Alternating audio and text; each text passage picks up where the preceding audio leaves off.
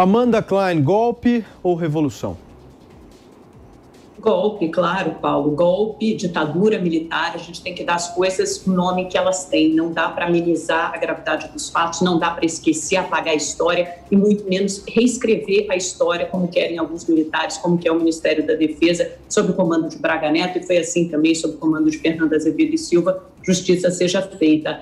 O golpe é o nome que a gente dá a um regime em que liberdades são suprimidas, direitos políticos e mandatos são cassados, opositores ao regime exilados e milhares de pessoas mortas e torturadas, né? Só para mostrar, fazer aqui uma rápida cronologia dos fatos históricos que talvez nos ajude a entender o que foi o golpe de 64, eu quero começar pelo ato institucional número 1, para mostrar como o regime sempre foi um regime autoritário, um regime de exceção. Não houve, como muitas pessoas acreditam, um golpe dentro do golpe a partir do AI-5. Não, o AI-1 já era muito autoritário. Ele foi assinado apenas 11 dias depois do golpe de 64. Já limitava os poderes do legislativo e judiciário, suspendia garantias individuais e dava ao presidente o direito de caçar, de expurgar, promover um expurgo entre funcionários públicos civis e militares. Quase 5 mil pessoas perderam os mandatos e os direitos políticos dessa forma.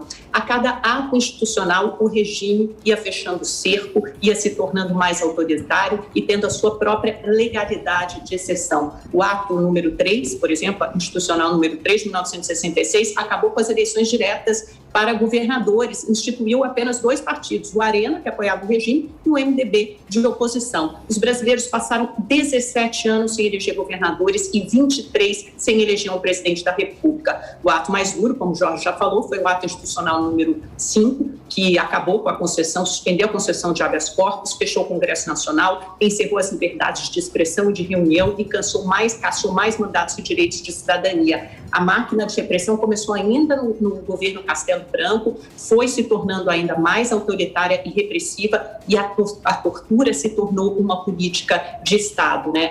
E a mentira também que a ditadura, que o regime militar, como diz a nota, as Forças Armadas garantiram as liberdades democráticas que desfrutamos hoje. Não é verdade. Houve um alinhamento de forças opositoras ao regime a partir de 1967, 1968. Os estudantes se tornaram o foco dos militares e depois, a partir de 75, com a morte do jornalista Vladimir Herzog e com a morte do operário Manuel Fiel Filho, aí sim houve uma insurreição, houve uma insurgência de forças de oposição que reuniram estudantes, igreja, comunidades eclesiais de base, imprensa, setor cultural, sindicatos, classe média, OAB e políticos. Então, foi o alinhamento dessas forças que desagou nas diretas já que permitiu que a gente voltasse à democracia. E mais uma falácia do regime militar é que houve apenas um milagre econômico. Não, o regime militar nos levou à década de 80, uma década perdida, com dívida externa monstruosa, hiperinflação e aumento das desigualdades sociais. Por fim, não há o que comemorar em um regime que torturou, matou e nos roubou a liberdade.